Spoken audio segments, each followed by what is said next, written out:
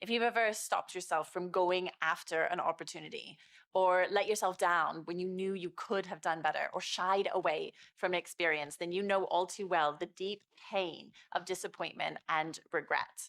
But did you know that you have a choice over that fear? And it's a choice that you are in control over. Well, today in the video, we're going to look at the survival lies that we tell ourselves about the danger we're in, your fear response, what it is, and how to flip it. I'm Maddie Wolf. Welcome to the channel. So let's start by looking at what your fear response actually is. And then I'm going to tell you how you can do this incredible mindset switch so that you can alter your experience of fear. And right at the end, I'm going to teach you something that you can start doing today and every day so that you can change the way that you respond to your fear stimulus. Let's get stuck in. Just imagine what it would be like if you could go into that job interview or stand up and give a presentation or go on that date or talk to that stranger or create an element of your life that you've been holding back on. Imagine what it would be like to do that without a sense of fear, knowing that you can put your best foot forward, that you can bring the very best you have to offer to the situation. Well, that's what these strategies are going to allow you to do. Fear manifests itself in so many ways, and you may know all too well those symptoms, the worry, the anxiety, the nervousness that has stopped you from going out there and grabbing hold of life. Let's start at the beginning. Actually, the very, very, very beginning, our ancestors' beginning. See, our fear response is instinctive. It's a biological need to keep us alive. And the fear response starts with a threat stimulus. For our ancestors, that threat stimulus was seeing a predator or some kind of natural disaster, or as simple as the feeling of falling or a loud noise, which could represent their untimely demise. When they're face to face with a saber-toothed tiger, they needed their fear response to kick in. So our fear response is actually happening on a biological, physiological level. When we are met with that threat stimulus, there's a part of our brain, our amygdala, which starts to get our body into action to survive. That's its role when it comes across a threat. This is why when our fear response is activated, we might feel dry mouth or racing heart or increased breath. Our breathing may become erratic. Sometimes we even get muscle spasms. This is all because our body is being prepared to survive, to defend ourselves against whatever that threat may be. Now, most of us are not experiencing survival level threats in our day-to-day life. However, our threat triggers, so that threat stimulus, which once upon a time was facing our predator, now might be getting up in front of a group of people and having to give a presentation. Or it may be making a phone call to someone important that we need to impress.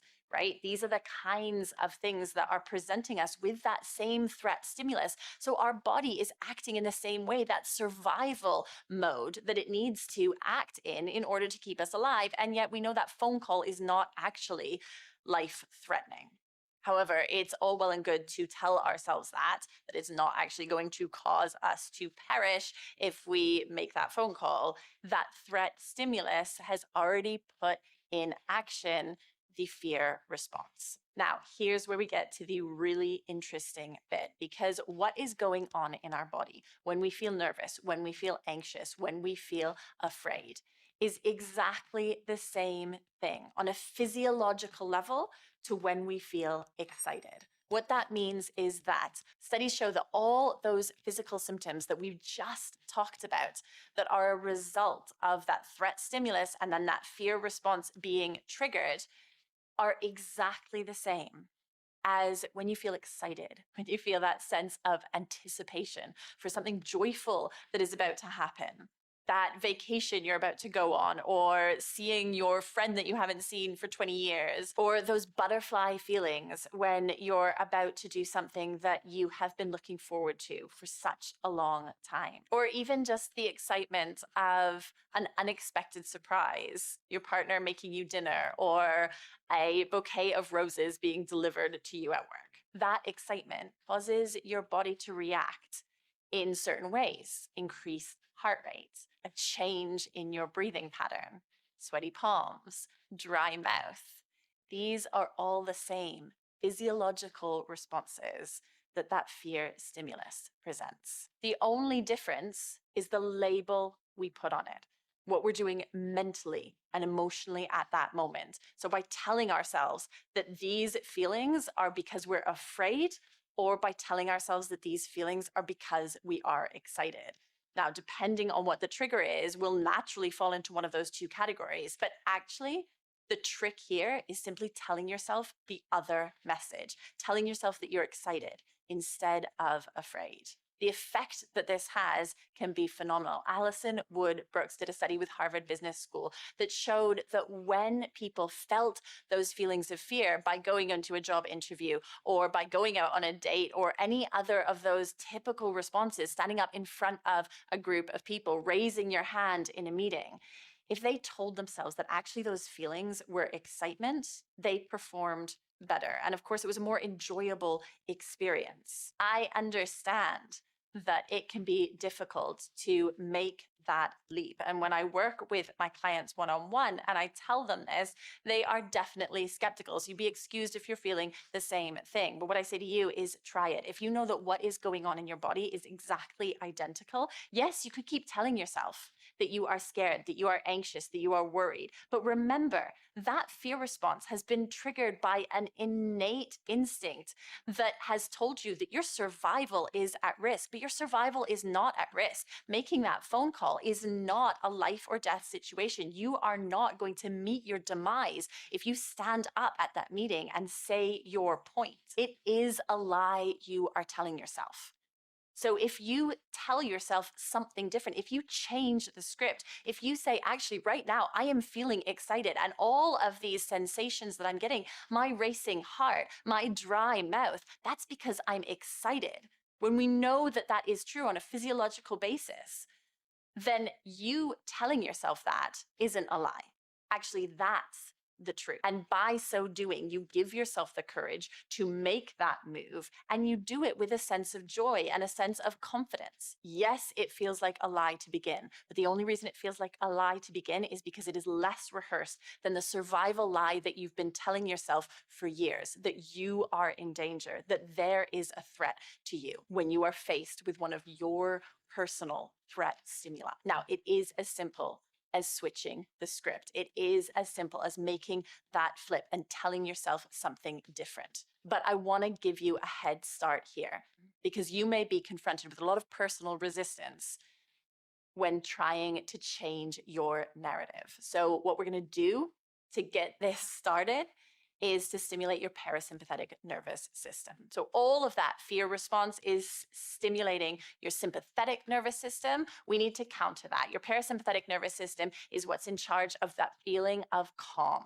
that feeling of being in control, that peace that comes from doing mindfulness exercise or meditation or just something that you really enjoy, going for a walk out in the countryside, spending quality time with someone you love. All of those activities stimulate the parasympathetic nervous system. Now we need to get that into gear so that you have the control and the sense of calm from which to change your narrative. So a simple way to do this is through breath work. Now, if you're interested in learning more about how breath work can change your relationship to anxiety, then check out this video here. But I'm going to give you a simple breathing exercise now that you can start doing today and every day to engage that parasympathetic nervous system so that you can change the narrative from being afraid to being excited, because that's when the real magic happens. That's when you start to engage with the world in a different level. That's when you are able to give yourself permission to go after your opportunities, to present yourself in the best possible way, and to do justice to the amazing person that you actually are. So the breathing exercise is very simple here. All you need to do is make sure that your exhale is longer than your inhale. Breathe through your nose wherever possible. So if you have nice, clear nasal passageways, then that shouldn't be a problem. If you've got a cold right now, fine, breathe through your mouth if you need to. But whenever you're doing breath work, try to breathe through your nose because the benefits are huge. And if you want to know more about that, do check out the links in the description box below. Do it with me now. Breathe in. We're going to do it on 5 counts, breathing in for 5 counts and out 4, 7. This is how it goes. And out.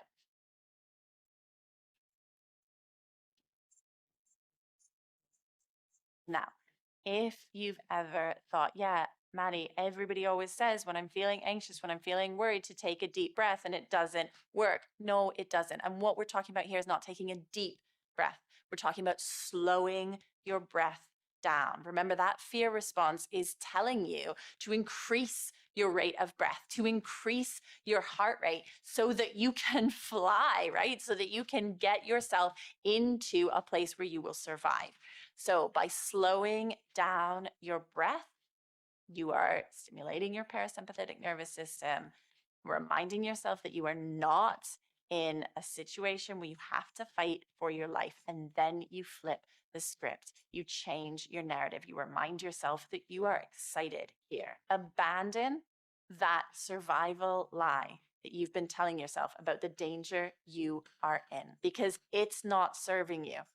You can make a list right now of all the times that fear has held you back from achieving your goals, or from going after what you want, or for living up to your true potential.